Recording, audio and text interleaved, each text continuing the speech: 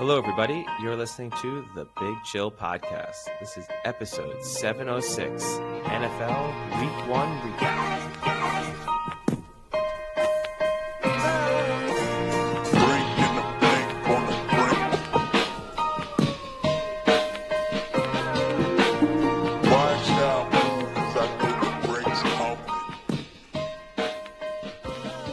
Hello, Big Chillians. Welcome back to the Big Chill Podcast. Frank, joined as always with Eddie. Eddie, how's it going? Yeah, no, things are going well. First, weekend of the NFL season in the books, and feel less rested as a result. But aside from that, can't complain. Yeah, a very bittersweet Sunday for me. I played the last Sunday night hockey game at the Tucson Indoor Sports Arena.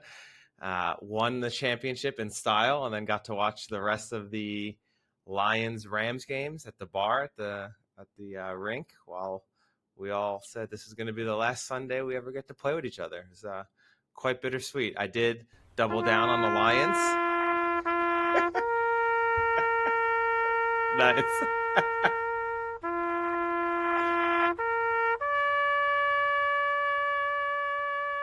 That is going to blast the ears of all our listeners. I'll adjust the volume in post-production. But yeah, it came in a little loud in the moment. A little hot.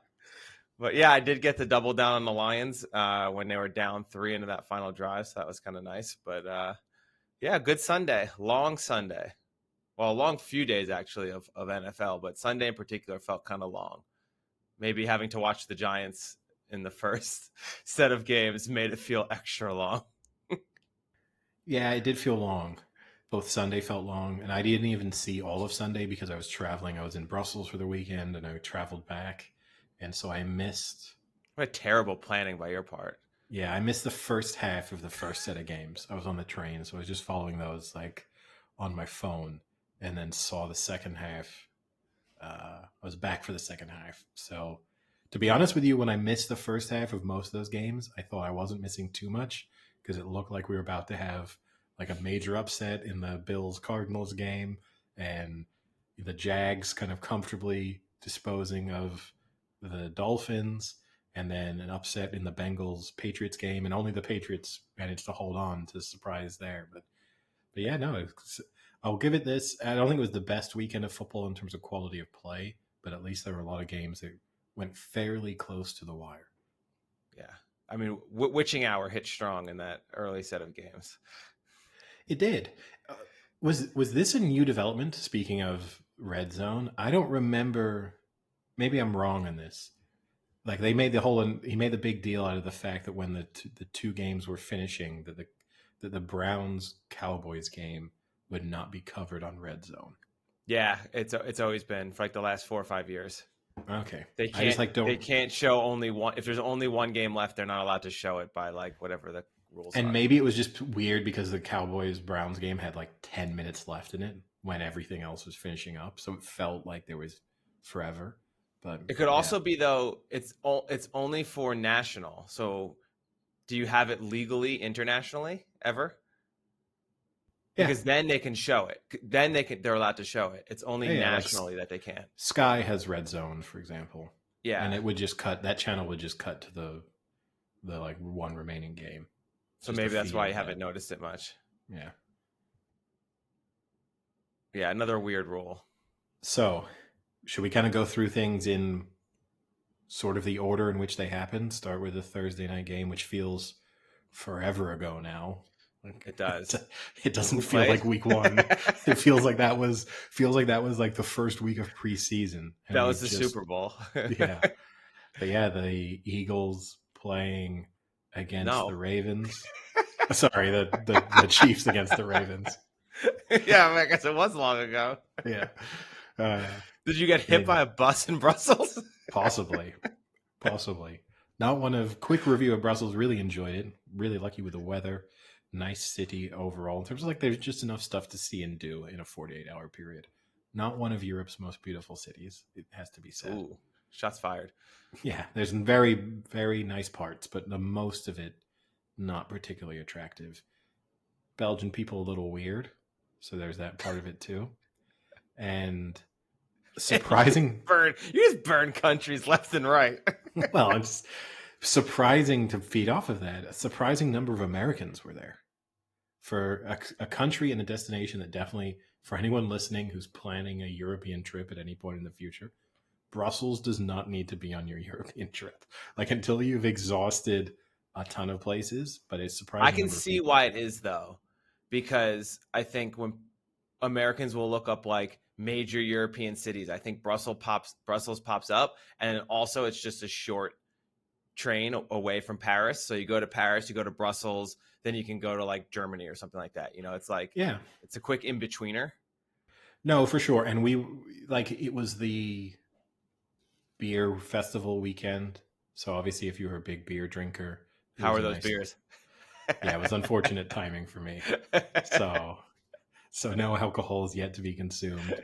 So that was a good time to be in Brussels, but not that for me, didn't get to take advantage of Belgian beer, which is one of the big selling points. And also I'm not two of the big things. They love fried food, like just fries, but also like everything else is fried. So also not on my diet. And yeah, so basically most of the things Belgium has to offer from a culinary standpoint, I was not able to consume. Yeah. But yeah, Thursday night football. Thanks for your ripping into Brussels. I like Bruges better than Brussels. If I had to go to a place in Belgium, I think Bruges offers a little more like uniqueness to it. Yeah. But even that, I would have to have had a fair number of European trips under my belt before Bruges started. Like it would be like going to the US for the first time and saying, I think I've got to go to, I'm trying to think of Kansas City. Yeah. Yeah, that's probably fair. Which is like, yeah, you can have a great time. St. Louis. Yeah, you can have a great time there. I'm not saying it's not worth visiting, but it wouldn't be on my first, like 10, 20 places I've got to go to. I want to see the arch. Yeah, like the gateway to the West. I got to see it. All right, Thursday night football.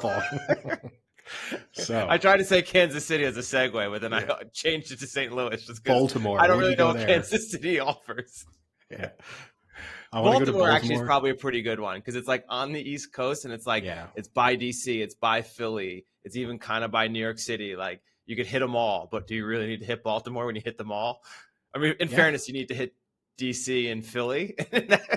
Also true. Just go to New York City and call it a day. Big seafood place too, so it has that a bit similar there. And maybe you're just a huge fan of The Wire and you want to see all of, you want to boots on the ground. See if it's really as bad as people say it is. Yeah. You want to start buying some drugs and seeing what life is really like in Baltimore.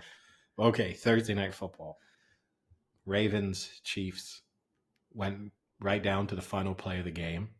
I mean, obviously by now, I'm sure anyone listening either watched the game, consumed a ton of stuff speaking about the game itself and all the outcomes. So we probably don't have to do too much in terms of all of that. But any major takeaways from the game or talking points you want to cover?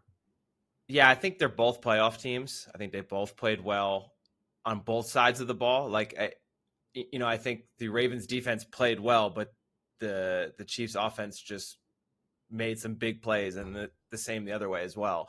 So I think they're both definitely playoff teams. I wouldn't be surprised if they see each other in the AFC Championship. That was a really good game. I think the Chiefs, to me, I took more out of that game from the Chiefs solely from the fact that it looks like they have a little bit of that speed back with Worthy and not even having Hollywood Brown. So they were able to open it up a little more. I think they had, what was it, like 5 plays over 20 yards, which is they didn't do all of last year in a game. So that was impressive. I think they looked pretty good. Mahomes had a bad interception, but that kind of happens. I don't know what the hell was going on there. Otherwise, they looked pretty flawless. The only issue I think is, I know this is going to be a talking point as the season goes on if this continues, but Travis Kelce was a non-factor, and he looked kind of out of shape on a bunch of plays. And I don't know if that's maybe – there was a lot of players this week out of shape. It wasn't just him, so maybe that's just week 1. We don't play preseason anymore, but that wasn't encouraging that Kelce was kind of just like a non-factor at all for most of that game. Yeah, just from this, I agree with you. I came away from it. I wasn't super high on the Chiefs coming into this season, and you don't want to overreact. I think the theme of post week one is not to overreact to what you see because teams that looked bad will look good by week four and vice versa. So the But Giants can still win the Super Bowl. So you're telling me. probably not, but they could be not quite as terrible as they were. They could be not the dumpster fire that we just watched yesterday. But but yeah, the problem for them is they don't have Kelsey as that safety valve. For Mahomes, it means you really have to rethink, how they approach their offense in critical moments of games of the season. So I think that would be the slight concern. They could get a similar output from other players, but it's just the reliability and also that tendency to come through in the clutch, and also how he lends himself to the way Mahomes kind of freestyles certain plays, right? And they had one of those plays when They Mahomes had one nice one. escaped pressure, looked like he was going to be sacked. I think it was third down too, and then got away, and it turned into a 25, 30-yard reception for Kelsey. But you're right. Aside from that, we just didn't really see from him. Doesn't look the fittest he's ever looked, that's for sure. That fitness level probably not helped by the fact that he then attended the U.S. Men's Singles Open final on. So did Mahomes, though. Yeah, but Mahomes didn't look out of shape the prior. So I think Maybe Kelsey didn't look fit, but he was fit at that U.S. Open. He wasn't was in his weird Gucci Oktoberfest outfit that he was wearing, whatever that was. But yeah, I think that would be the thing. The Chiefs. I think I came away from that game feeling better about them. A little bit concerned by how gassed their defense looked in the final stage of that game, especially Chris Jones. And my feelings. I don't know how as these players can just play full series. Like I don't know how you haven't primed your body. I know how tiring it is to try and beat your blocker and get through and have a successful pass rush, but you can't do that 15 times in a row over the space of 5 minutes. Like really, it just kind of blows my mind. Man. But I'm not saying I could do it. I want to make this very clear. However, if you were paying me $20 million a year, then you could do it. Then I could do it. But overall, I feel like my estimations or my assessment of the Chiefs have kind of increased post that performance. For the Ravens, I kind of feel the same way. They looked good, and they seemed to find their feet as that game wore on. And Lamar Jackson definitely in the second half was more of a dominant force in terms of how he was escaping pressure. My big takeaway, the thing that concerned me, one, their clock management was awful in terms of their usage of timeouts, and basically cost them at the end of both halves. Like they fundamentally, they had the chance. They got 3 points out of what should have been 14 points by just not handling the final 2 minutes of each half a little bit better. Part of which is the consequence of why did you use defensive timeouts twice? Honestly, against the Chiefs, early, I would rather let them score a touchdown than burn a timeout. Like one of those timeouts was called when the Chiefs were on the Ravens 20. They're probably scoring a touchdown anyway. Is the timeout really? The timeout's going to be way more useful to you at the end of the game than it was in that moment for you to reset. And you had a blown coverage that led to a touchdown anyway at one point. So timeouts weren't going to help you there. And I know going into the game, you spoke about how much you were irked by the idea of keeping Mahomes off the field as being one of the talking points. I think the Ravens committed to that a little bit too much. They ran the play clock down pretty much every play. I know part of that is relaying the information and the noise and trying to make adjustments to the line. But even when time was not their friend, they were taking 36, 30 seconds to snap the ball, and time was just ticking away from them. And, they were down throughout the second half, and you thought, you need to hurry things up because if you're going to fail, you need to fail fast. And they were failing slowly. That's the other thing that just concerns me a little bit for them going forward.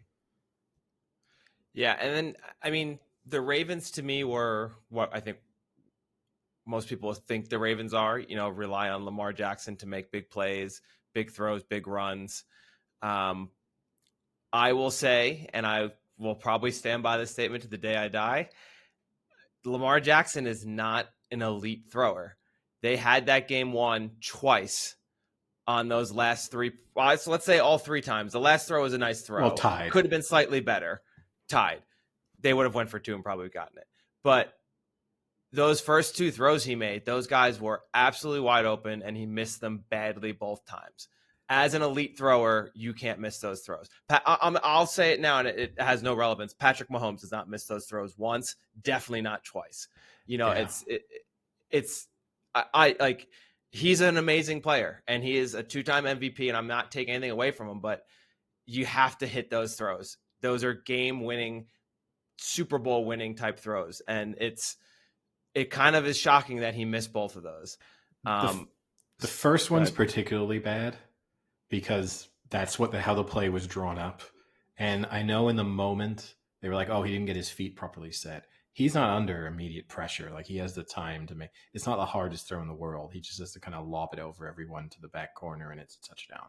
But the second incident where, like, okay, players are moving very quickly in front of him in the end zone. The weird thing is, I don't know if you saw his post-match like comments, but he even said that he was not targeting. I can't remember who the wide receiver is who's closest to the ball, who like kind of overran it in a sense.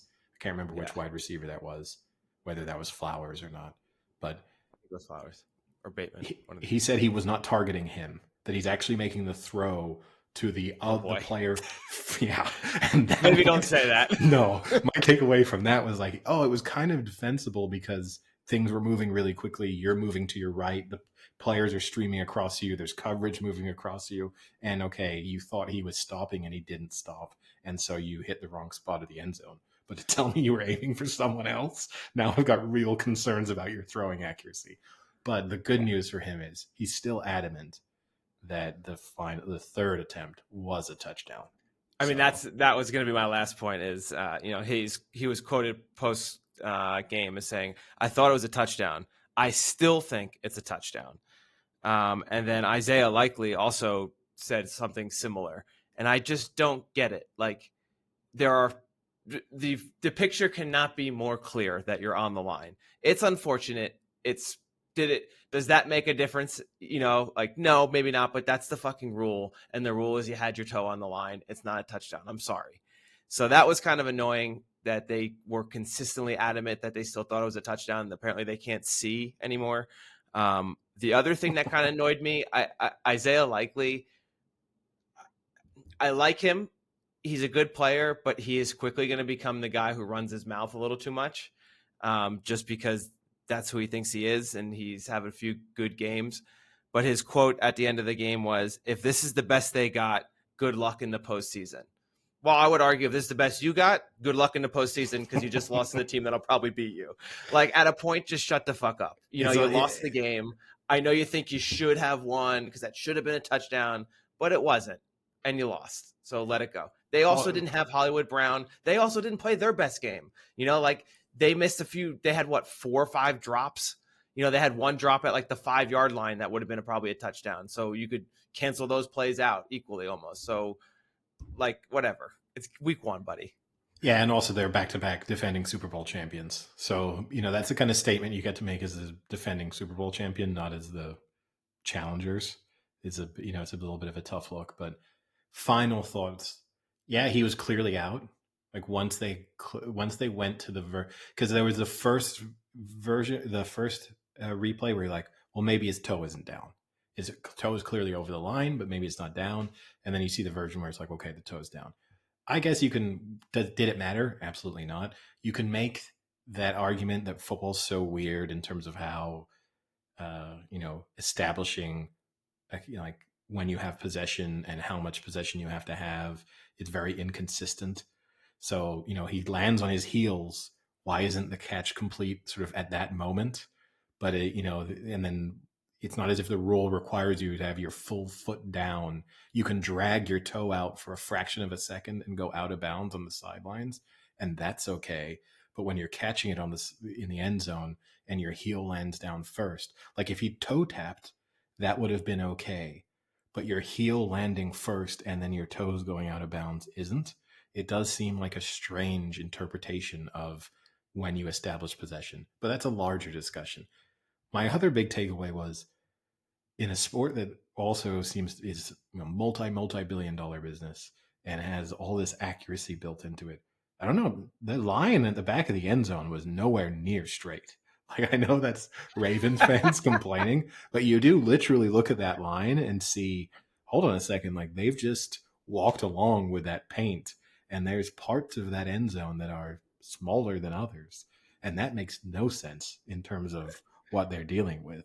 Like, that you You could think be at this point they'd have like it'd be like Tron, where they have like the lines are like actually not electric, but like digital, where you hit it, yes, it's like yes, and so that you knew that the sort of dimensions of the end zone are very specific and consistent everywhere. But that's basically like saying, because if you think about it, you could kind of like, oh, second half's about to kick off.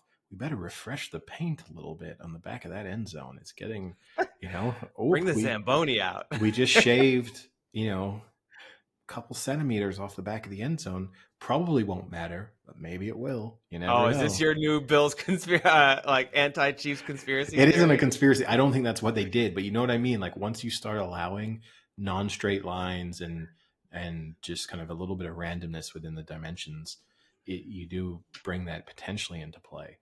But and then the one thing that I felt like didn't get, they gave Mahomes a lot of credit for catching when the ball got patted back in his direction. I think you got to give a huge amount of criticism to the two defensive players who not only failed to actually get an interception, which would have completely changed that game, but just to not hit the ball onto the ground when even an incompletion would have added another 25 seconds into the game, which probably results in the Ravens tying it. Like, there was a lot of Mahomes praise, but you got to be like critical of the bigger, taller, faster guys who don't manage to just knock the ball down. And my final question for I you, can't remember what game it was, but I saw a game. I mean, I watched so much football. It might have been college, might have been pros, but there was like a Hail Mary attempt, and one of the players like tried to catch it, and then his teammate who was like near him was like trying to bat it down, and then the other team didn't get it, but it was kind of closer than it should have been. And the one player on the team was like screaming at his players, like, just bat it down, bat it down. Like, it was pretty good. It's like at least one guy gets it. Yeah. And my final question for you then, very clearly they were going for two. Do you think, we obviously don't get to know Yes, whether absolutely the right call. Yeah, you would have, Yeah, you like you're the away. idea. You're away week one. I there's several factors. I think whenever you're away and you can go somewhere and sneak a win, that's huge. Two, it's week one. So at the end of the day, even if you lose that game, I think there's a lot of motivation there that, hey, we played well. We hung with the Super Bowl champs. We probably should have won. That's on me. As a coach, you can give it like that's on me. You guys played like winners. I lost it first by doing that. But then also, you never want to give Mahomes the ball in overtime. Like, do you run the risk that they win the coin toss and they just drive completely down the field and score in Mahomes fashion? Like, I think putting that all together, that was definitely the right call. Yeah, and we obviously saw that play out, not on the same under same circumstances, but in the only game this week that went to overtime, only one team got the ball. So we did see that kind of happen. Obviously, and especially I think we talked about too, players did not look like they were in great shape. So maybe going to overtime and playing extra minutes might not have been the best idea. But maybe you could have said the team that looked the most, that was struggling the most, was that Chiefs defense. And so you could have maybe said, hey, do we want to give them one play to pull off something? Or do we feel super confident that we will be unstoppable if we get the ball first? Like, we'll just march down with them on them in the running game. But yeah, I think it's a fair move. In the regular season, I'm okay with it. I have to admit, if it were a playoff game, I don't like the going for two move. No, with the new rules, I think you don't, definitely, with the both teams get the ball no matter what kind of rule. So on to Friday night's game in Brazil. At this rate, this is going to be a long We'll be quick. We'll speed it up. Friday I got a lot to talk about this game too. Friday night's game in Brazil. One major takeaway from this one, I'd have to say, which is the Jordan Love injury. He's supposed to be out now for around a month, but the question comes into that, is that the Packers season over? obviously 0-1, losing to the Eagles in week 1. And then now without their quarterback and no clear backup right now, there's a possibility that they might make a move. Well, Malik Willis is the backup. Yeah, but I mean, they have a backup. Yeah. You can't say they don't have it. It's not like Serviceable. today there's like, fuck, who's going to throw the ball? Well, I think that's what they're saying right now, Frank. Who's going to try and throw the ball? I think they technically have someone on the roster who's supposed to do that, but right now they're trying to figure out who's actually going to do that.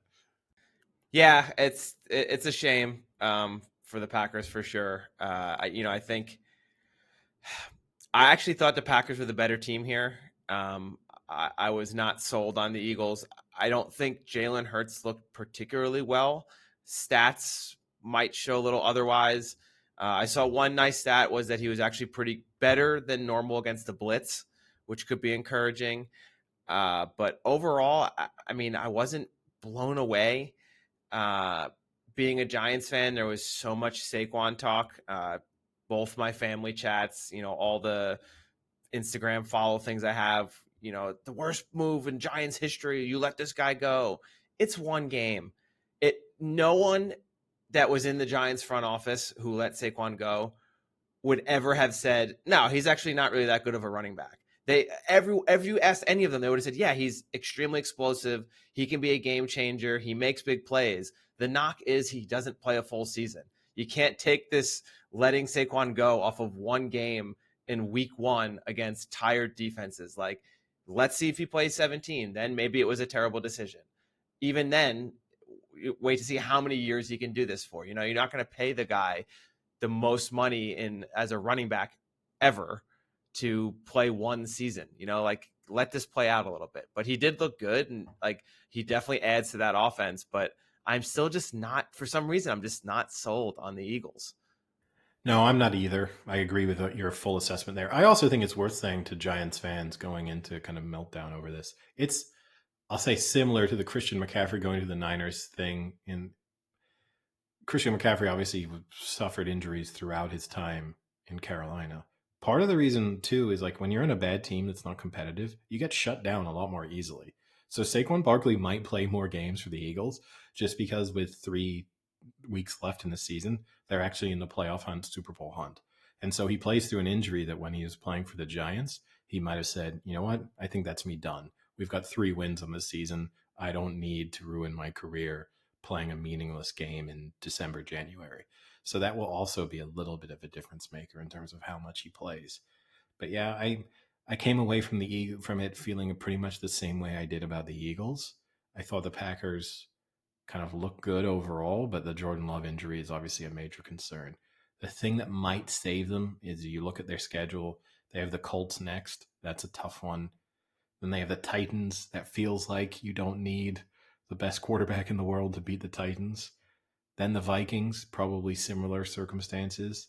You might not need a quarterback to beat the Titans because Caleb Williams was barely a quarterback and they still won. That's true. He only had 92 yards or whatever. So that's true. And then the Rams, that's a tough one. And then the Cardinals, which probably won't be too tough. And then things start to get harder for them. So realistically, you're looking at their next 4 to 5 games, and they can go 3-2 out of that without spectacular play, quarterback play, and be 3-3 after 6 weeks, which isn't. It might be the division gone potentially, but it won't be playoff hopes gone. All right, should we move on then to Sunday? And we can just do each one of our big talking points. You can kind of pick whichever game you want to start with, whichever talking point you want to go with first. We don't have to do the kind of chronological order, and you can kick things off. Go for a talking point. Well, we can go through all the games. I guess let's start with, I'm trying to see what would be the worst one to start with. Let's go Minnesota Giants. I'll just get that front and center out of the way. The Giants looked bad. Daniel Jones did not look good.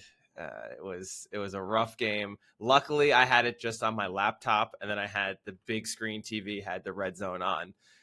So I only got to watch a miniature version of their disastrous start. Sam Donald, you cannot let someone like Sam Donald go, 16 for 16 to start the game or whatever it was. They're supposed to have a good pass rush. The Giants had no pass rush. That was really embarrassing. The only thing I'll say is Malik Neighbors looked pretty good. Maybe Daniel Jones is just still rusty off of a major injury. Might take a few weeks to get back, but it was not a good start. And I think give it a few weeks. Obviously, don't want to overreact, but Brian Daboll took over the play calling from Mike Kafka this season, and it was some of the most vanilla play calls I've ever seen. Like, it was so he is like that old school I'm a predictable play caller, where it's like anything that's second and over 5, it's a run. It's like, we got to get more yards on second down. 2nd and 10, run every time. Run. We got to run. We got to get yards. We can't have a long third down. Like, it was just so predictable. Never threw the ball deep. It was bad. So I don't think either of those teams are good.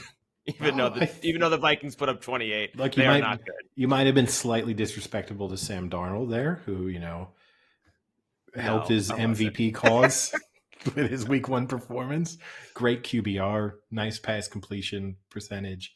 So who knows? Things might be looking up for Sam Darnold and the Vikings, but we'll see next week. But yeah, I didn't watch, aside from a couple quick cuts to it on Red Zone, I did not watch any of this game. Mission accomplished from my perspective. So I have nothing to say. Only takeaway, people giving the Giants a hard time over their uniforms. I actually thought they looked all right. I didn't dislike them. Oof. I didn't like them. I would never buy that uniform, but I get it. It's like the 100-year anniversary. That's the original jersey. Like, I don't know what you want them to do. Like, they're trying to show homage to their original team. Like, it's not their fault that in 1925, like, fashion wasn't that amazing yet. So I don't know. Like, it is what it is. Let's just hope it's not all season. I kind of like to see ugly Daniel Jones play ugly in that. It could get bad quick. All right, let's go to the other. Let's just do the bad games. Get those out of the way. So let's do Carolina, New Orleans. Was this a thrill fest you watched as well? I didn't. Again, just some highlights on Red Zone. Yeah, I mean, Carolina, terrible. I think there's no bigger takeaway from that. They're just awful. I mean, I think the biggest takeaway here is Bryce Jones. I'm combining. I was going to say Bryce Young looked worse than Daniel Jones, but I just combined it into one. The ultimate shitty quarterback is Bryce Jones. Bryce Young looked so bad. Every red zone cutoff was him just either throwing a pick or nearly throwing a pick or having a pass that should have been picked. It was bad, and I don't know what the Panthers do. I mean, how many weeks do you let that go on before you just cut your losses? It's as sad as it is to say, I don't see him blasting the season. And on the Saints side, what I'll say about the Saints, I took the Falcons to win their division. I'm slightly worried that maybe the Saints are a decent team, and all it will take to win that division is being decent. So, I mean, they put up 47 points, so they have to, even if it's against the Panthers, it's still 47 points. Yeah, I don't think there's anything more to say on that particular game. And I think the last really bad one, New England, Cincinnati. Yeah, surprisingly in a sense, because you would have expected the Bengals. I mean, I think this, again, you don't want to overreact to Week 1. I feel like this is the game that changed my perception of a team more than any other, in that I don't think the Bengals can win the Super Bowl. Like, I think right now something radical would have to change, but what we saw from them there, and yes, you can make the argument that with Jamar Chase can become more involved, and the situation over the offseason was not ideal there, and when that's kind of out, when that kind of gets fully up and running, then their offense will start to look better. But the reality is that's such a bad performance against such a bad team that it's difficult. And also in a situation where, like, the game was still there to be won. I would contrast it with what we saw from the Bills, which is also a bad performance against probably an equally bad team, but they still came through that test. Like I'm not impressed by what we saw from the Bills, but at least showed some character. And because the Patriots are so bad, they did not put that game away, even though they had ample opportunity to. And the Bengals still had that chance going down to I don't understand. There's going to be a lot of, I guess, some of the talk will be over decisions to punt and the Raiders in particular. But even the Bengals' decision to punt with just over 2 minutes left, it's like at a certain moment in time, you're saying you're going to play 3 perfect downs on defense to try and get back in this game versus 1 completion with a Pro Bowl quarterback. I don't understand the decision making that goes into that from a coaching perspective. But yeah, I'll eliminate the Bengals from Super Bowl contention on the basis of a Week 1 performance. How do you feel about Gerard Mayo getting the Gatorade bath in Week 1 against the Bengals team without T. Higgins and pretty much without Jamar Chase, even though he played? It's a little overboard, but first win of your career, I'm okay with it. Like, I'll give you a pass. But I would also love if the Patriots were like, this is their, doing it. If this just becomes it's like a good luck thing. They're just like, every time we win, they go 16-0 or 17-0. It would kind of amuse me if they kept doing it. But yeah, I can give them a pass on a team that would have been heavily criticized over the last couple of years and going into this season. And then you get a win against what was supposed to be one of the better teams in the league. I can understand being pretty excited about it for your coach. I forgot one other. Well, there may be 2 potential other games that you probably didn't have to watch. One of which would be Tennessee versus Chicago. Yeah, I mean, not a good game, but obviously because of how everything unfolded with the Bears coming back from down 17 points to, got to say, if you bet on the Titans, the Bet365 money line offer came in. And if your team is ever winning by 17 points, that's the number they give you. It gets settled as a win, even in an accumulator or a parlay. So there's some people who were switched that one off, nice, secure in thinking they'd pick the upset and then didn't care what the outcome was. But yeah, I think they're like the Bears, again, similar to the Bills in that I could at least give them credit for showing the character to come back. Obviously for Caleb Williams, it looked like I was preparing myself for, you made a big deal out of the statistic that you quoted and we were like expecting. And guess what? And then it was like, no, I guess it's a real curse. But even though he only had 92 yards, he had a bad performance. The team itself no turnovers. No turnover. And I actually think he handled the post-game press conference as well, speaking about like, look, his individual statistics don't matter. It's all about winning. He obviously wants to do better, but the most important thing is that they won. I think he handled all of those questions well, so you'd also say that's a good sign for him. Yes, the first number 1 QB taken to win their debut since 2002. We didn't say who it was. Do you know who it is? I heard it. I heard it yesterday because they said the statistic on TV as well. I cannot remember who it was, so I'll say no. Not Derek, but Carr. David Carr. Yeah. And then the last kind of bore fest of the games. Yeah, I know this is going. A shot is about to be fired in the direction of the Pittsburgh Steelers. The Pittsburgh Steelers and the Atlanta Falcons. Yeah, I mean, not the most exciting game, but let's focus on what was good from the Steelers. Their defense, Chris Boswell. It looks legit. Their defense looks legitimately good, and I think for them, the interesting thing is there's going to be a little bit of a quarterback dilemma there in terms of, do you hand things over to Russell Wilson or does Justin Fields get a chance to keep winning? Yeah, I don't. I think you have to play the hot hand, and hot in quotes there.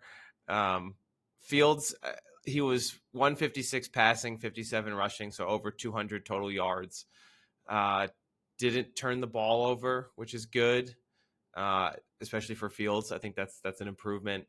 I don't know how much more Russell Wilson adds, and maybe I'm way off on that. Maybe it's old Russell Wilson, and maybe he was just in a terrible scenario in Denver. But from what I saw at Denver, I don't see that happening. What I will say, I agree. I think the Steelers' defense is good. I think Atlanta's offense was just also atrocious. Cousins did not look good coming back from that injury. That was a really, really bad Cousins performance. And I know we're recording before the Monday night game. It kind of makes me really want to hammer home the Niners. Similar injury. Oh, fuck. Similar injury. No. Not even as old as No. Rodgers. And Oh. you expect Rodgers to come back with not a little bit of rust. I Oh, think this is a no. Niners all the way here. Oh, the Duke of Curse has just been slammed hard on the San Francisco 49ers. I have an accumulator, a parlay with just the 49ers left. And I may as well set that money on fire. Well, you might want to cash out for once. No cash out option. Oh, shit. That money is gone. That is goodbye to the San Francisco 49ers. Probably going to be some horrific injuries on the San Francisco side of things. And Aaron Rodgers is going to throw for 500 yards. So I'll prepare myself for that. The only other thing I'll say about this game, because this game popped up a lot on Red Zone, TJ Watt has to be slightly pissed because he had 2 sack, fumble, and fumble recovery plays called back because of penalties. He would have been the week 1 defensive player of the week had those 2 plays not been called back. And one was on himself from an offside call where he just read the snap count. He wasn't off. Like, he just got off the ball so well because he read the snap count. And that was really unfortunate. He was not happy about that. He was quite upset. I mean, both between the Watt brothers, obviously entering the realms of discussion for like greatest brother duo in NFL history.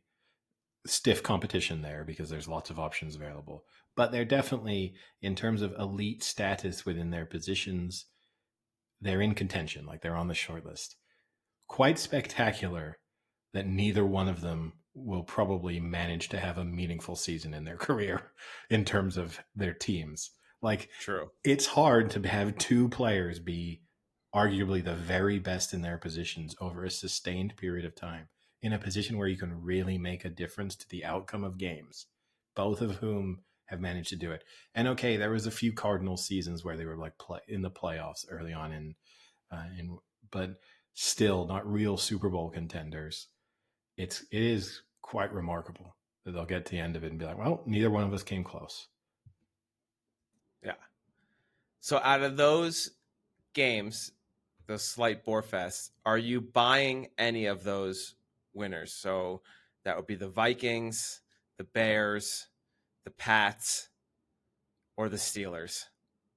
So I think I would buy 2 of them. Or the Saints as well. I'll buy the Saints just because I think the division looks terrible. It's there for the taking, and they looked all right. I'm going to buy Steelers as much as it hurts you because that's a good defense. And on the back of how we saw the Bengals play, and the Browns, and also they're top of their division after week 1. They're the only team in the division who won in the opening week. And so you'd have to say, the percentages, I'm sure if we looked at that for their playoff chances, increased pretty dramatically as far as they can in a week 1 set of outcomes. And then equally, I think for the Bears, not an impressive performance, but with the Jordan Love injury also happening, their playoff chances increased through no fault or credit of their own. Did you say the Packers will play the Bears early in the next 4 or 5 weeks? No, they don't. That's a shame. Yeah, they don't play. Bears. The Vikings do. But yeah, no Bears. Unless it's a longer injury than we think it's. Like, if it's the month that they say, I'm skeptical that he's back and playing in a month, but who knows? So we can wrap up then the early slate, and we can do Houston, Indy. And that was Houston 29, Colts 27. I think 2 major takeaways here. I think one on each side of the ball. The Texans offense still looks very good. And that was without, was it Nico Collins? No, Tank Dell, right? Didn't play, I think. Yeah. Yeah, so without Tank Dell, but Stephon Diggs got the ball. He was smiling. He was happy. He had 2 touchdowns, although I think he only had like 30 yards or something like that. Like not eye-popping numbers, but still had some touches, had some touchdowns. Mixon looked good. I think that's going to be a good addition to that team. And just overall, they looked in sync, just like last year, coming in hot. And then on the other side of the ball, I don't know what to make of Anthony Richardson. He's a playmaker for sure. But he's a playmaker, and then sometimes he's like not even there. And that's really hard to do. I think he went like 9 for 19 for 250. Like, it's insane numbers. 9 completions for 250, and then another like 60 running. But then they only ran like 30 plays. And one of them was just an absolute cannon. Yeah. Like didn't even step into it. The touchdown pass, like, I can understand if you show that to any scout. You'd be, we draft that guy, we trade for that guy. Like, you would just see that arm talent and lose your minds over it. So there's undoubtedly something there. Like, you see enough glimpses where you think if there can be the right things around him and he can figure it out, there is enough talent there for him to be incredible. But he feels like a very unpolished version of CJ Stroud. Like that when you and it's not great to be an unpolished version of a guy in his second season. So it's not as big of a compliment as it maybe sounds. Well, I mean, it does. He's still, like, it's been said a few times, he's the youngest QB in the NFL still. And he only played really, I want to say, 1 full season in college. So he is still really raw. I mean, but you're right. The talent level could be the ceiling. It's just that for times it's amazing, and at times it's like crickets. So but they're going to be, I think that's the team they're going to be, where they can show up week to week and just have these outrageous performances and maybe knock off teams. Like, I mean, they could have knocked off the Texans here.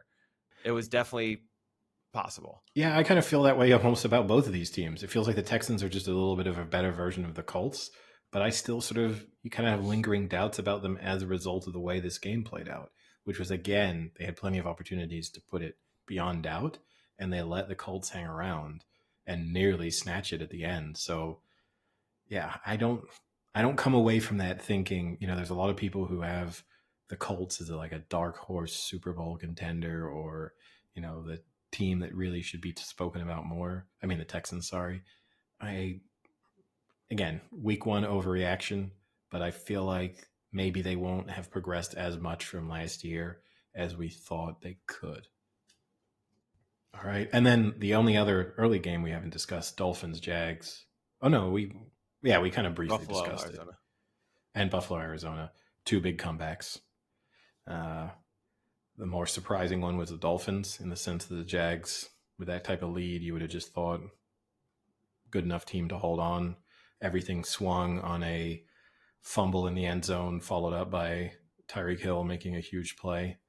The big talking point will obviously be what's the outcome of the Tyreek Hill pregame arrest, which there are not wasn't enough, arrest or it wasn't arrest. Detainment. Detained.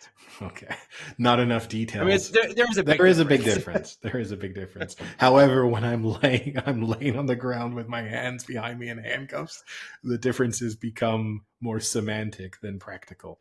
But I'll tell you what, if I'm Calais Campbell, I got to be a little upset here, because he was also detained and put in handcuffs, and no one's talking about that.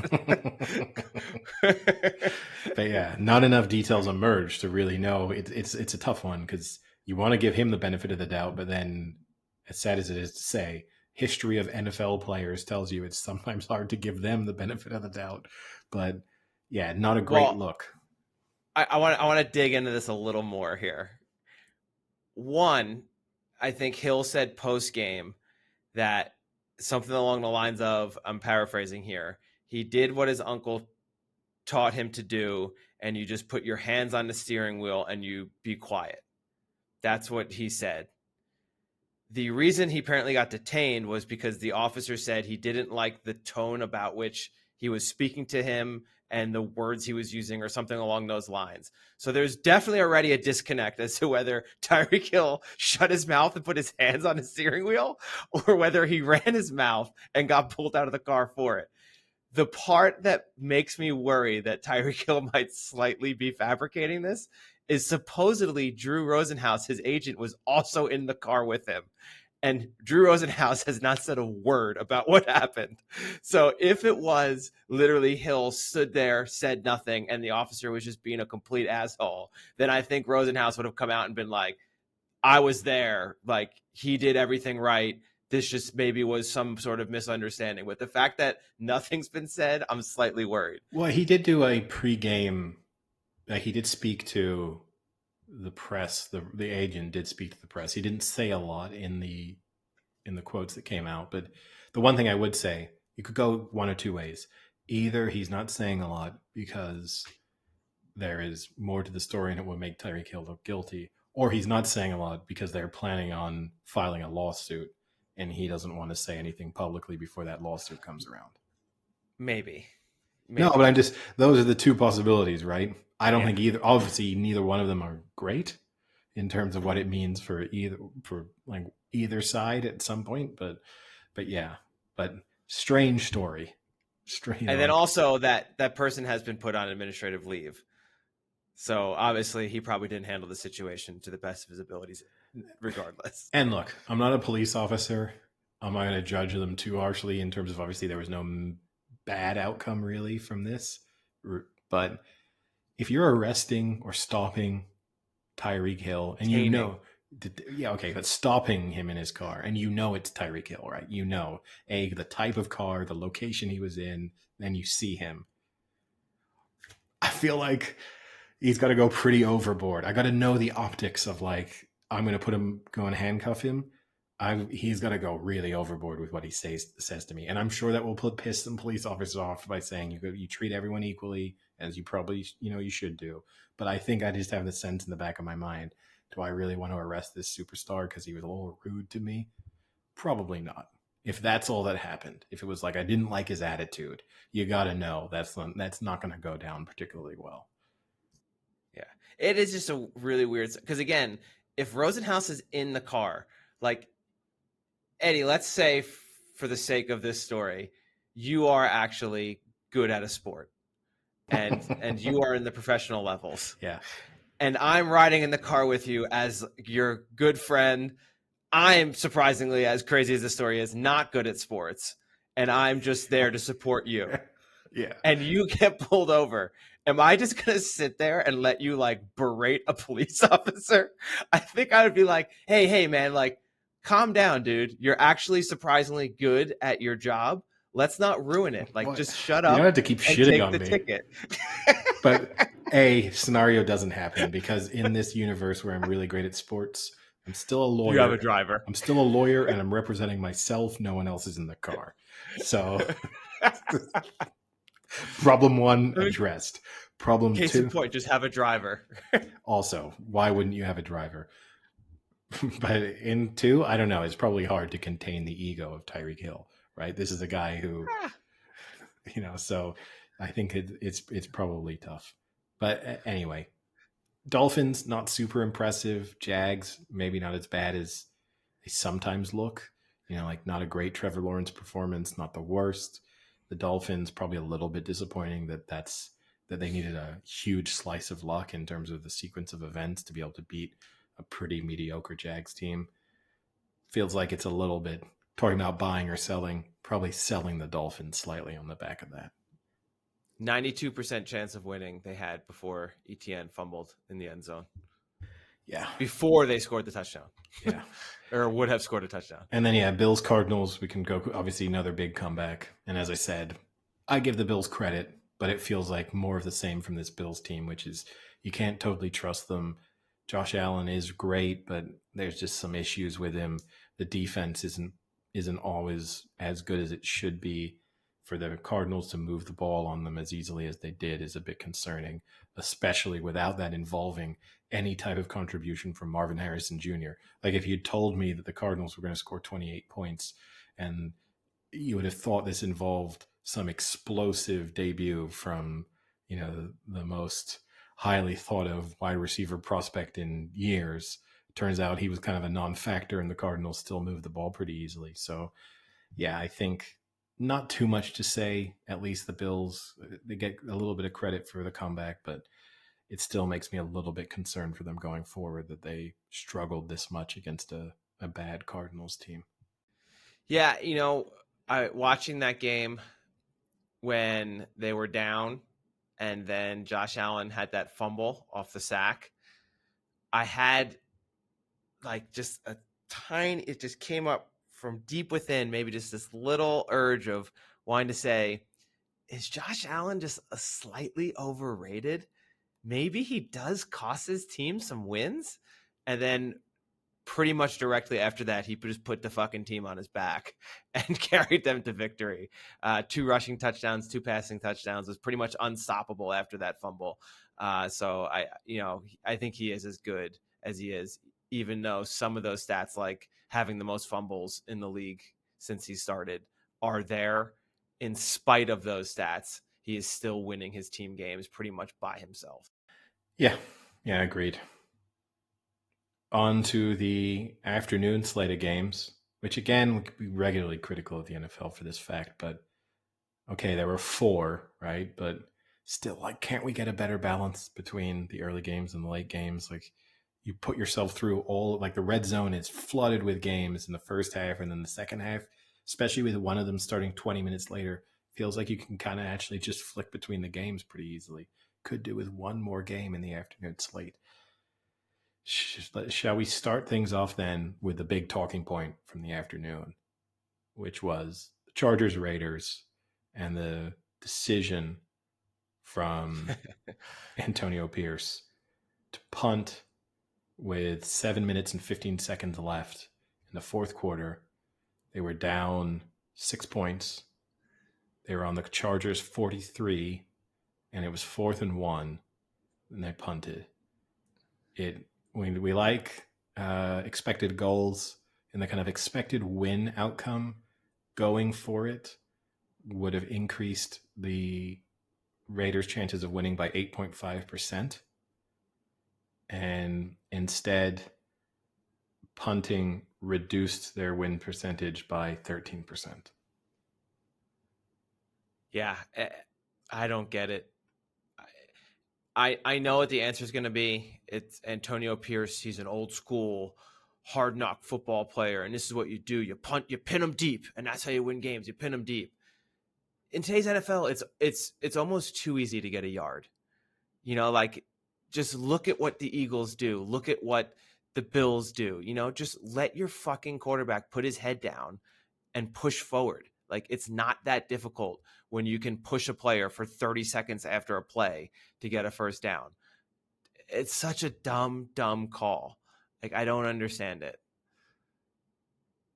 Yeah, no, I kind of agree with you. I had bet on the Chargers, and so I put myself in the position that I was delighted when they punted. Like, that felt like the best possible outcome because I didn't trust that the Chargers were about to stuff them on a 4th down. And I think it's also different if they'd just been stuffed in like back-to-back attempts.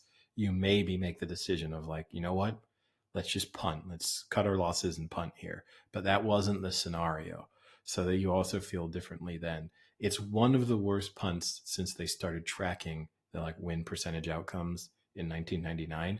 However, I have found 2 candidates to compete with them in terms of most depressing punts in history, both by the Vikings, interestingly enough. So the first being they were down one, the Vikings were down 1 late in the fourth quarter on the Lions 34th on 34, 4th and 1, and they decided to punt. Arguably worse. That's terrible. But then, because you could even make the argument that they could have gone for the field goal in that scenario. But even worse, 2008 against the Tennessee Titans, they were down 4 with under 2 minutes left, no timeouts, 4th and 15. Now, this is from your own 30, but it means unless you recover the punt, it's game over. And they still decided to punt. They bet. No, that's definitely just a like we give up. It is a we give up, but it still meant that the only outcome in which you're winning is a muffed punt. And instead, it was a fair catch was signaled, 3 kneel downs, game over. You know what? And also, I think it's bad for the fact that I know this is not what Antonio Pierce is thinking, but you're not the Chiefs. You're not the Bills. You're the Las Vegas Raiders who no one expects you to have a winning season. Just fucking go for it, man. I know it's week 1. I know you're full of hopes and dreams, but know your team a little bit here. Like, if you can get this and maybe eke out a win in week 1, then maybe you are on your way to a winning record. But you're not a team that's supposed to go this season undefeated. Like, just go for it. Yeah, Be a hero, man. I think unfortunately though, right? It's where statistics have kind of ruined the NFL in a few ways. I think one of them is they brought too many stat guys in who are always analyzing the winner percentages and then making outrageous decisions as to when they go for it. You know, like we always go for it in these scenarios because, you know, the guide tells us to. I feel like this was Antonio Pierce. It's like just being old school football guy. Like, yeah. I know they're telling me to go for it, so I won't. Like, if they had said punt, I'd be like, we're going for it. This is when we're hard-nosed football. Pin them deep. Yeah. That's what you do. Yeah. And look, I think they're getting more criticism than they probably deserve because it was still 7 minutes left, and it was a close game, and it wasn't high scoring. So the chances of them getting the ball back without the Chargers scoring were pretty high. Like, it wasn't the craziest decision. You know, they didn't punt to the Chiefs after the Chiefs had just scored on 7 consecutive possessions. And you're like, guys, this is game over. Like, there's no way you're stopping them. So I think it's not quite as bad as some are making out, but it's still like when you listen to some of the discussion surrounding this punt, you would have thought that it was a punt, like inside the 2-minute warning. And it was, you needed the 3 or out or it was game over. But, you know, there were plenty of scenarios in which the Raiders could have still won this game, even with the punt. It was just a pretty dumb decision. Elsewhere, Seahawks just survived a scare against the Broncos, another team that you would have expected could have won more easily on the opening weekend, and yet found themselves in a little bit of a scrap. The major talking point being 2 safeties for the Broncos. Nearly record-breaking. Surprisingly enough, they're the 3rd team in history to have 2 safeties in the first half of the opening game of the season. Like that's insane. Yeah. Now that is a good stat. But that is insane. But that being said, the record for the most safeties in a game is 3. So it was in play for them to tie the record for the most safeties. Didn't manage to pull it off. Lost by 6. In the end, maybe the score slightly flatters them because the Seahawks did take control of that game in the 4th quarter and dominated the second half as a whole. And, you know, it looked like it was going to be pretty comfortable until the late Broncos touchdown made it a 1-score game. But yeah, Seahawks looked okay, but not spectacular. Yeah, I mean, I thought the Seahawks, if anything, showed a little resilience to come back from just a disastrous first half that was happening. Like that game was on a lot because, as you said, there was only a few games, so you got to see each of the games a good amount, and it was just constantly like, what is going on right now? Like, how is this happening? So I think they showed a little bit being able to come back and not get too caught in the trenches there and get a win and just get the fuck out of there. So, you know, I think they are exactly what I think they are. They're a mid-level team. They might sneak into the playoffs, but they're nothing spectacular. You're really tempting me to use that drop. They are who we thought they were has come out several times over the course of the podcast. I've said it several times. I thought you were going to do it. Next time. I'm saying it purposely. Well, we already had the one drop. I didn't want to push it too much, but yeah, I agree with you. They get some credit for fighting back, but it's still not the greatest performance. Tampa Bay, Washington, I guess not too much to say. I think Washington are just flat out awful. They're like Carolina standard awful. Their offensive line is terrible.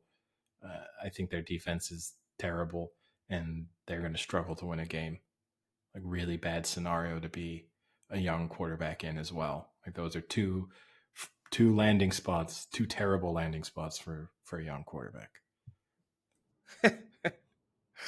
Shots fired. Final game of the afternoon, Cowboys-Browns. We were confused going into this game on our last, where was it being played? What was the point spread? We didn't know. I think the Browns probably listened to that as their pregame motivation. They didn't know what was going on. They didn't know where they were playing. Some of them probably got on a flight to Dallas just before kickoff. I think... Bottom line, we were right. Yes. Fundamentally, our instincts were completely correct. I think Deshaun Watson has basically never got on a flight from somewhere in Texas to Cleveland. He's not shown up. So things looking bad from the Browns from that perspective, just with that contract with Deshaun Watson fully guaranteed. Like, you had to take a massive, massive cap hit to move on, but it's becoming abundantly clear that he's terrible. Like, I don't think he's going to improve. So you can have all the hope that maybe he'll refine the form that we saw from him 4 years ago. But those injuries and that time off, it seems like it's just killed any of his potential. And I think he's just done. Yeah, it was bad to watch. I mean, at times he looked like the worst quarterback I saw in the day. I'm not joking. Like, there were drives where he looked like the worst quarterback of the day. And he picked it up a little bit in the second half, but I don't think the Cowboys really were playing in the second half. Their offense kind of just were like, let's just shut this down. Like, we've done enough. We've done enough in this first half. Let's shut it down and save it. And I think their defense just said, like, let's just run the clock out here.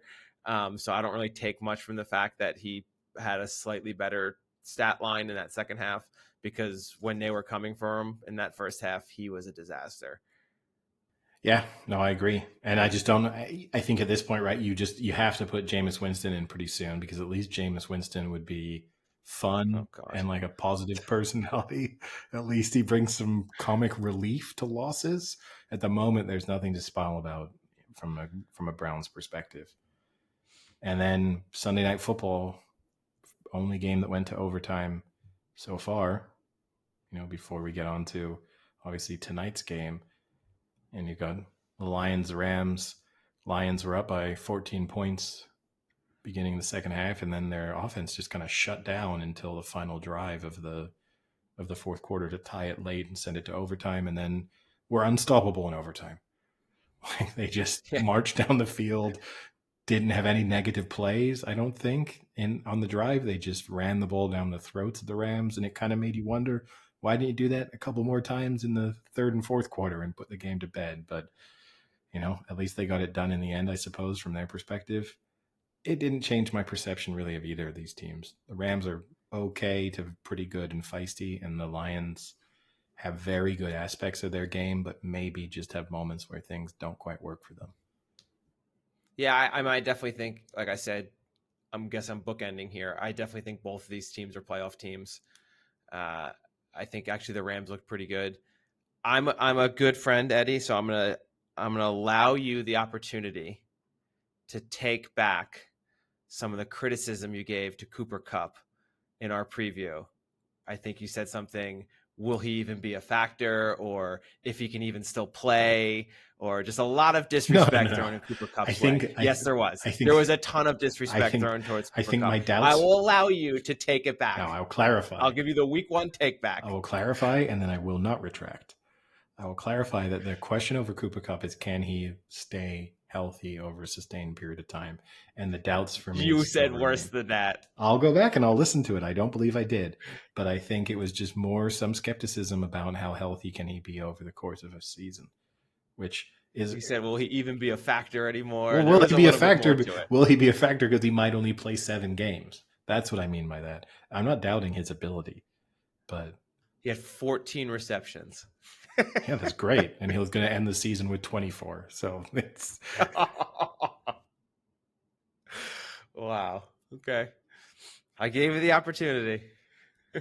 Well, if doubled down. If anything has become clear to listeners over the course of this podcast. Pretty typical move. Yeah. You doubled down. Always. Blackjack. Double. Okay. What have I got? 19, hit me and double. That's the move. But yeah, it's I mean, both teams looked decent. and it was a fun game. It took a long time. Going back to one of the points you made from week 1, and not to get back onto the early games, but God, those games kicked off late. Like the game on Thursday, that kicked off in like 45 minutes after it was supposed to. It's just unbearable. Oh, unbelievable. I was so upset because I had a meeting from 4 to 5 on Thursday, the opening day of the NFL season. Now, I'm sure the people who put this meeting are not interested in the NFL, but when I saw it, I said like, shit, it's going to end at 5. The game, at first I thought the game would start 7:30 Eastern, which would have been 4:30 my time, but it was actually like 8:15 Eastern was the scheduled kickoff time. So I thought, okay, maybe I'll just listen to a little bit in the car, and then by the time I get home, I can watch the majority of it. I got home and still had time to like make a snack and then sit down, and the game still hadn't started, and it was like 8:45 Eastern time. Like, what is the point of that? It's so stupid. Yeah. No, I mean, and again, as I said, when you're not in the right time zone, it's even worse. But yeah, oh well. All right, I guess that wraps up NFL talk. I've got one little thing for you here. I know a few weeks ago you had made a mention about like QB comparisons and things like that. So I put together 2 blind QB comparisons here, and I want to see if you can guess who they are. So I'll share my screen to make it easier for you to see, and then I'll read through quickly for our listeners. So let me share the screen here. And maybe this is a good opportunity to say, if you don't already follow the Big Chill Podcast on X, formerly Twitter, or Instagram, we'll post this so you can look at it. So do follow us there, and then you can see the visual. So the first one is the QB1. This is 18 games played. These are the last 2 seasons. So 18 games played, has a 65% completion rating, 4,300 yards passing, 7.3 yards per attempt, 240 per game. I guess the per game is important here because the other player has not played as much. 32 touchdowns, 10 interceptions, 97.5 rating, with about 200 yards rushing and another rush TD. The other player has only played 7 games, but does have a 5-2 record, but only has 183 yards passing per game. So that's about 60 yards less, has 8 touchdowns to 6 interceptions. So a much worse touchdown interception ratio. And his rating is a 77 compared to player 1's 97. Do you want to take a guess at who these 2 quarterbacks are? This is regular season only. Regular season only. Could be in addition to playoffs. I don't know if they add playoffs in here. I'm thinking that QB1 is Aaron Rodgers because the number of games is a weird one over the course of 2 seasons, and so I'm assuming it's with his injury that could stack up. So I'm leaning towards the QB1 being Aaron Rodgers because that's a lot of yards still, and also a Pro Bowl. It is not Aaron Rodgers. It's not Aaron Rodgers. I will say they are linked, if that helps. Jordan Love. No. I said it wasn't Aaron Rodgers. No, but you said it was linked. No, the 2 players are linked. Like QB1 and QB2 are linked. Okay, so one is a backup for... So QB2 is a backup or a replacement for QB1? Is that what I'm... No. No? Was it a trade? So keep in mind, this is 23 season and the 24 season. So 24 season is now. It's only 1 game. Do you see what I'm saying? Okay, so QB1 was a rookie season last year. The entire season. Played his entire season last year. So it's CJ Stroud is QB1. No, it is not. You're definitely missing the link here. I'll give you the answers here. QB1 is Baker Mayfield. Okay. And QB2 would then be Deshaun Watson. Deshaun Watson, yes. So since I guess Deshaun Watson took over for Baker Mayfield is averaging 60 more yards a game passing, has a 3-to-1 touchdown ratio compared to basically almost a 1-to-1 with Deshaun Watson, and has a 20-point higher passer rating. And dominating him in fantasy. dominating him in fantasy. Yes, 303 points to 97 points. Yeah, I mean, look, Baker Mayfield's been impressive. I think people are like, it's going to be one of the worst trades in NFL history when everything is said and done. I don't think the haul from everything they gave up is that spectacular. That's the one thing that's saving the Browns. When you see the breakdown of what have they got so far from all of those picks, there's some good players in there, but they're very lucky that there's no sort of game-changing superstars within there, which there could have very easily have been. So that's the one redeeming factor for the Browns. Now, you could have drafted better with some of those picks, and that could also have changed it too. But yeah, I mean, it's a terrible trade. I think if you plugged Baker Mayfield into this current Browns team, not only would they be infinitely more fun to watch and more likable, but they would definitely be better. Like they would be a playoff team with Baker Mayfield this season. They will not be a playoff team with Deshaun Watson. Maybe they will be a playoff team if they replace Deshaun Watson with Jameis Winston or somebody else. I don't know. Okay. I got one more for you. So you have player one on the right has played 51 games. Player one on the left has played 51 games. Player two on the right has played 61 games. So player on the left was drafted later than the player on the right, like later years. I'll give you that. But this is their full career. This is their full career, both their full careers. The player on the left was drafted, I think, 2 years after the player on the right. So that's why there's a difference in games played here. It's player on the left, Trevor Lawrence. So player on the left has a 20-31 record with 6.7 pass yards per attempt and 234 per game, and a 59-39 ratio passes, touchdown interceptions with an 85 QB rating. The player on the right also has a losing record at 22-37, has a slightly higher completion at 64% versus the player on the left is 63.7, has 208 yards per game passing versus 234 for the player on the left, has slightly more passing touchdowns, about the same passing to touchdown ratio, 62-42. Ratings pretty much identical, 84.3 for the player on the right versus the first player is 85, but does have a lot more rushing yards. So has 13 rush TDs compared to 11 and has almost 2,000 yards rushing total in his career and has more fantasy points. I'm going to be bold on this one and probably completely wrong, but I'll go out on a limb. I think player number one is Trevor Lawrence. I think player number two is Daniel Jones. Player one on the left is Trevor Lawrence. Player two on the right is Daniel Jones. Pretty much identical statistics since they've both entered the league. Okay, so they call each other for a trade. Who says no?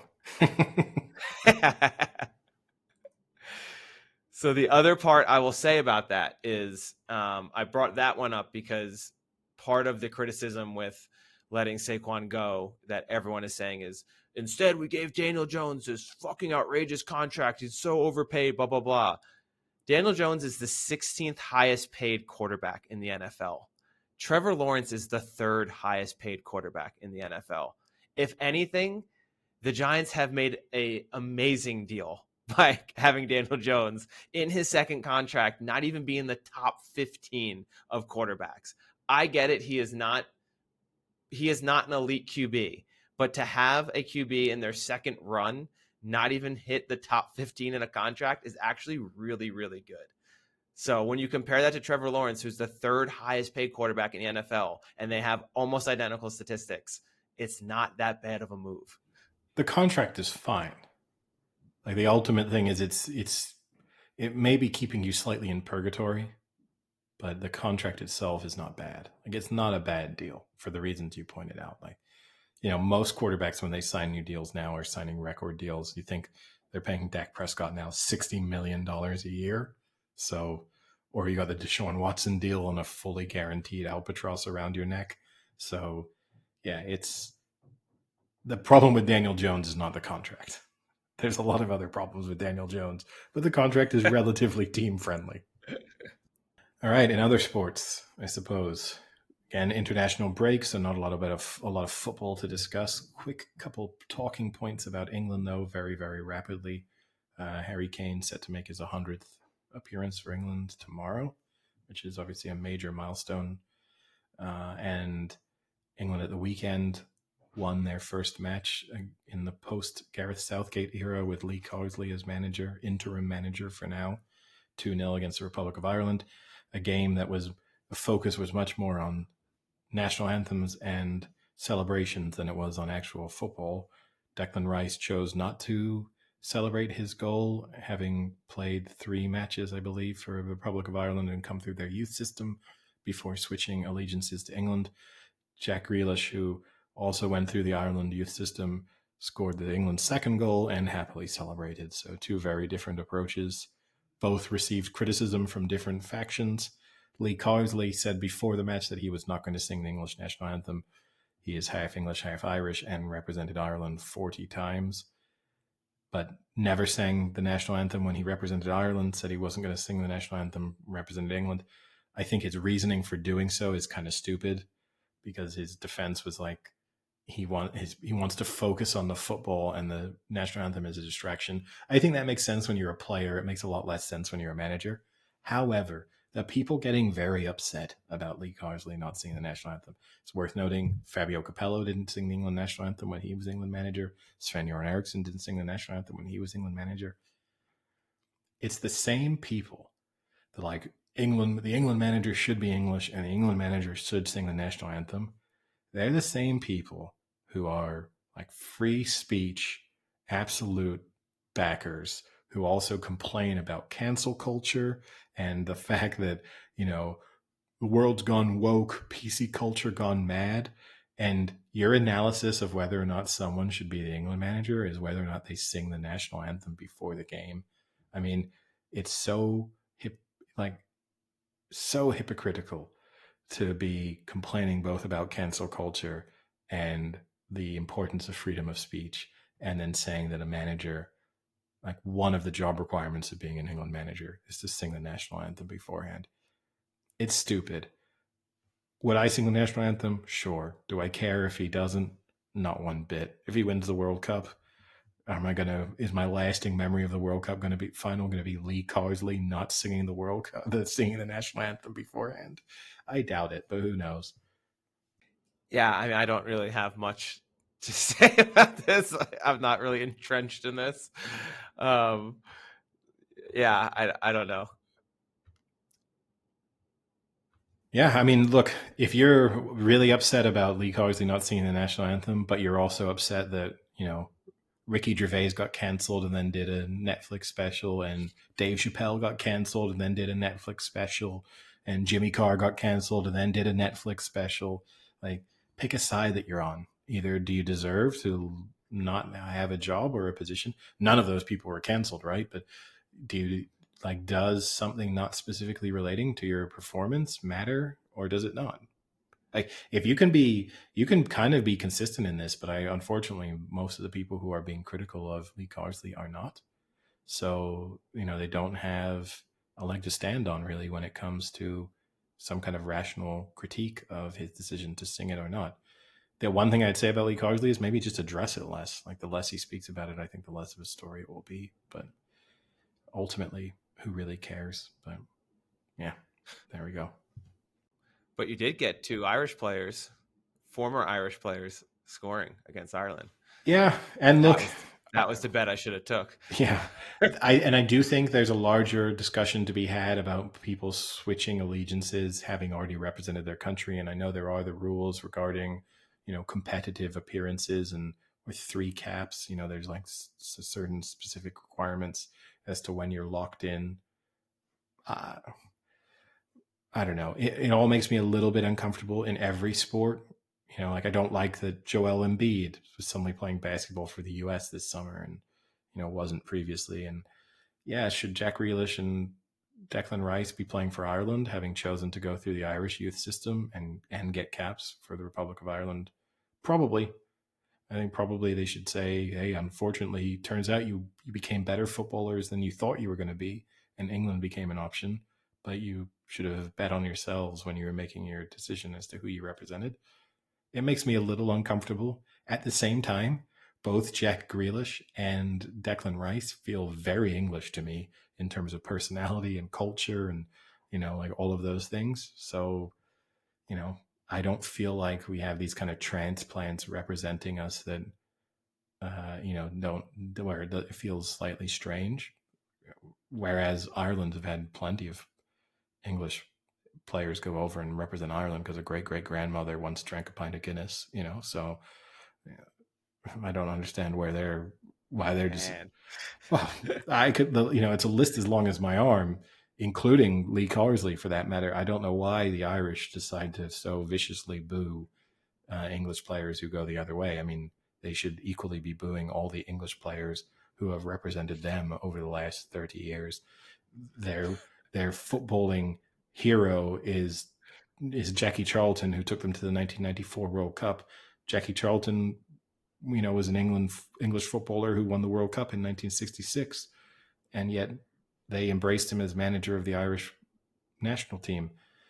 Again, have a bit of consistency. Do you hate the English that much, or do you not? You choose. But it's a bit boring. I don't really care that you're, there was a famine 300 years ago, and so you got to still be upset about it. Like, the world can move on a bit. Man, any other countries you want to take down today? No, I'm sure. Who knows? The day's still young.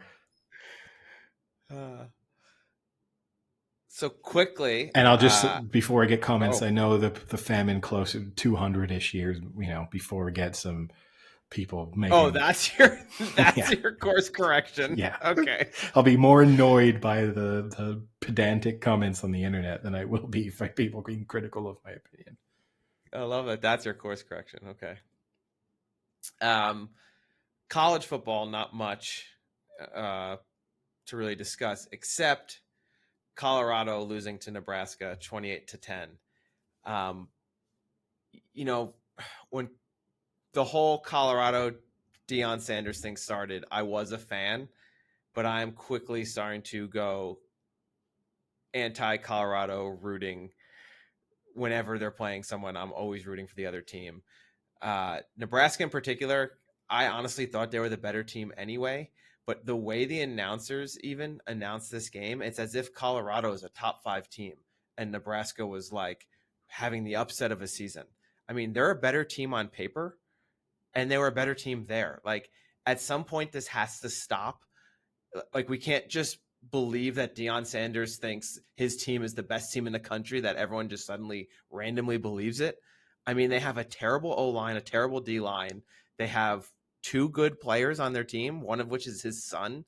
And then the other one is possibly one of the most arrogant players I've seen out in college football in a while now.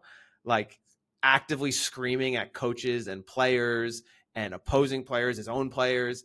Like, I think Travis Hunter is a great player, but if I am the NFL, I'm watching this and I'm thinking there's no way I draft this kid. Like, he is the next, I don't know, Stephon Diggs times 5.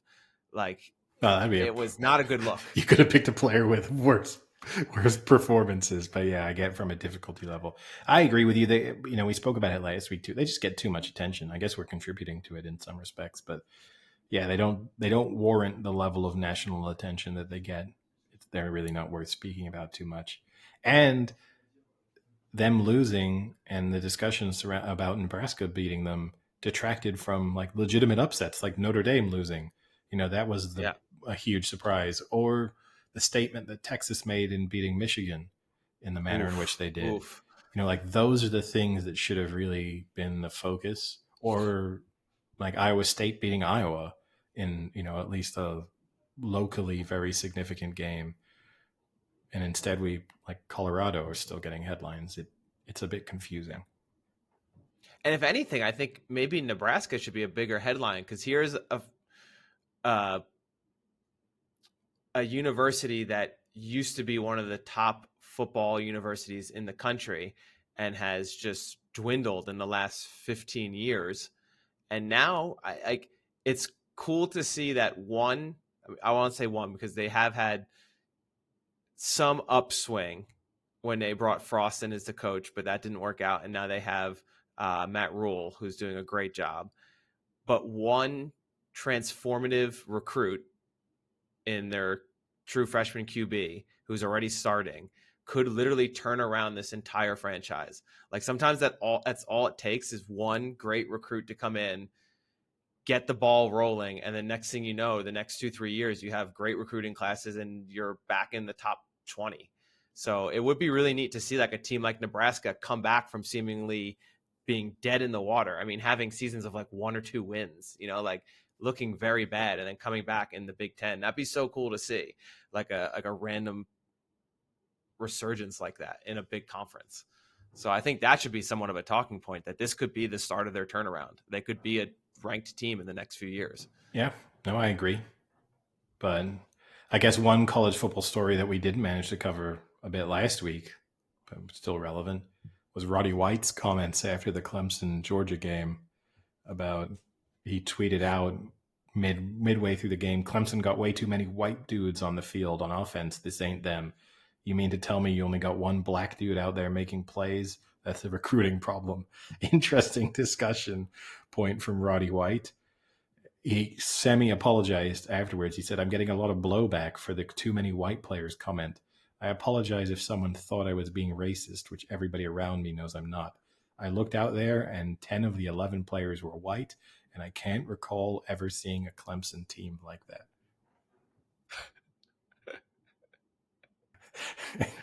I think we all kind of understand what he's saying, but it's it's still probably not something you publicly speak about.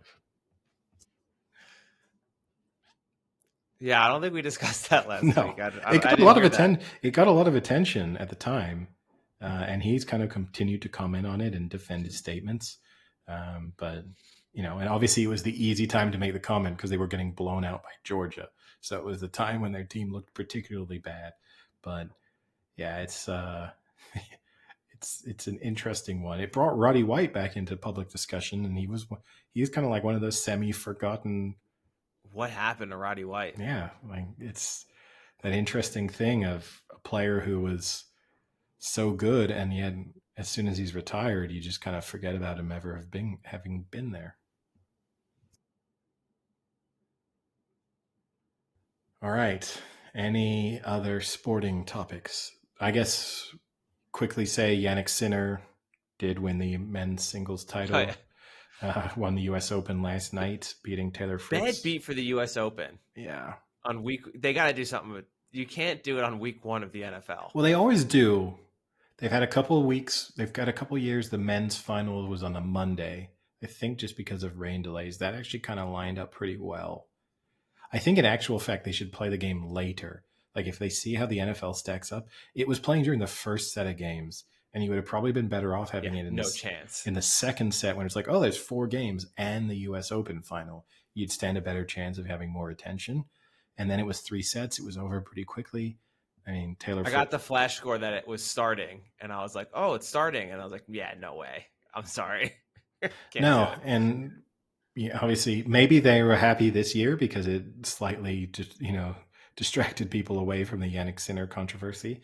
And then the day before, Sabalenka winning the women's singles title in a rematch of the recent WTA Cincinnati tournament, where she also beat Pegula in the final.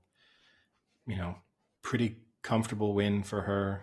I want to say this one thing. A lot of people speaking about the ball speed. I've seen several articles talking about how Sabalenka's two-handed forehand or whatever was the fastest in the U.S. Open. Yeah, men's and women's. People love. She's hitting it harder than the men. Sabalenka hits the ball really hard. Like there's no doubt, it's impressive. But the reason why she's hitting the ball harder than men is because she can hit her opponents off the court against these women.